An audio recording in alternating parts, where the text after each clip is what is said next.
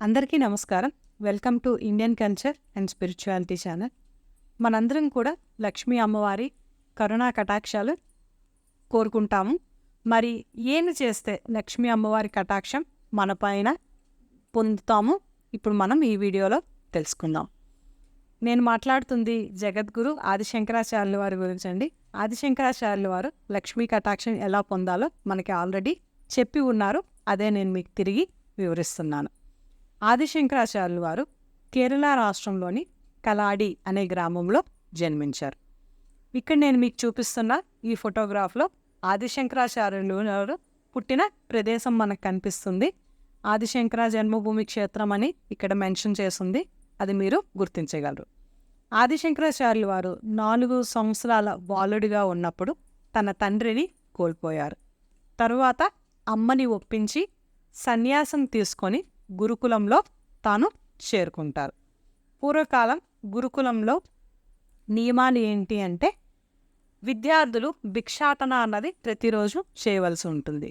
భిక్షాటన చేయగా వచ్చిన ఆహారాన్ని తమ తోటి విద్యార్థులు మరియు ఆచార్యులతో పంచుకోవలసి కూడా ఉంటుంది. ఆ రోజు ద్వాదశి అంటే పవిత్రమైన దినం. ఆ ముందు రోజే ఏకాదశి అవుతుంది. ఈవెన్ ఇప్పుడు రోజుల్లో కూడాను ఏకాదశి రోజు అందరూ ఉపవాసం ఉండి ద్వాదశి రోజు ఉపవాస దీక్షను విరమించుకుంటారు.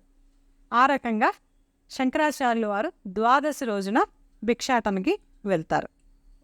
ఇంటింటికి వెళ్తూ ఒక చిన్న కుటీరం దగ్గరికి వెళ్ళి భవతి భిక్షాందేహి అని భిక్ష కోరుకుంటారు. కానీ ఇంటి లోపల నుండి ఎటువంటి శబ్దం వినిపించదు. తిరిగి మాతా భవతి భిక్షాందేహి అని భిక్షాటన అడుగుతారు. ఆ ఇంటి లోపల ఉన్న స్త్రీ నిరుపేద, తన దగ్గర ఇవ్వడానికి ఏమీ లేదు. కానీ శంకరాచార్యుడి ముఖం చూసి, ఆ తేజస్సు చూసి, అరే ఇంత చిన్న బాలుడు భిక్షాటన అడుగుతున్నాడు, అతిథి సాక్షాత్ భగవంతుడు, అతిథి దేవోభవ అంటారు కదా, మరి నేను ఈ బాబుకి ఏమీ ఇవ్వలేకపోతున్నానే అని బాధపడుతూ దుఃఖిస్తూ ఉంటుంది. సరే ఈ బాలుడికి ఏదైనా ఇద్దాం, ఇంట్లో ఏముందో చూద్దాం అని వెతుకుతూ ఉండగా తను కూడా ఏకాదశి ఉపవాసం చేస్తూ ఉంది. ఏకాదశి ఉపవాస దీక్ష విరమించుకోవడానికి ఒక చిన్న ఉసిరికాయ తన ఇంట్లో ఉంటుంది. అది శంకరాచార్యులకి ఇచ్చేయడానికి ఆ స్త్రీ బయటికి వచ్చి తన దగ్గర ఏమీ లేదు, ఇది మాత్రమే ఉంది, దాన్నే భిక్షగా స్వీకరించమని శంకరాచార్యుల్ని కోరుకుంటుంది. అది చూసి శంకరాచార్యుల వారు ఆ స్త్రీ యొక్క నిరుపేదతనాన్ని చూస్తారు, నిస్సాయతను కూడా చూస్తారు. చూసి ప్రశాంతంగా నిలబడతారు. నిలబడిన శంకరాచార్యుల వారు ఆ నిమిషంలో మహాలక్ష్మి అమ్మవారిని స్తుతిస్తూ కనకధారా స్తోత్రాన్ని జపిస్తారు. కనకధారా స్తోత్రం 21 స్టాంజాస్ ఉందండి.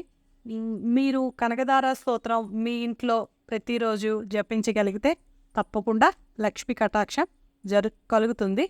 ఇక్కడ లక్ష్మీ అమ్మవారు శంకరాచార్యుని విజ్ఞప్తికి చాలా ఆనందపడతారు. ఎంతో ఆనందంగా ఆ స్త్రీ ఇంటి మీద బంగారు ఉసిరి పండ్ల వర్షం కురిపిస్తారు. దాన్ని కనకధార అని అంటాము. ఏ ప్రదేశంలో ఈ కనకధారా స్తోత్రం పుట్టిందో అదే ప్రదేశంలో ఇప్పుడు మహాలక్ష్మి అమ్మవారి గుడిని కట్టారు. ఇక్కడ నేను మీకు ఈ ఫోటోగ్రాఫ్లో చూపిస్తున్నాను. మహాలక్ష్మి అమ్మవారి గుడి ఇక్కడ కట్టబడి ఉంది. లోపల అమ్మవారి దర్శనం కూడా మీరు చేసుకోండి. మీ అందరికీ కూడా మహాలక్ష్మి అమ్మవారి కటాక్షం కలగాలి అని నేను ప్రార్థిస్తున్నాను. Thank you for watching this video and subscribe this channel. Thank you. అందరికీ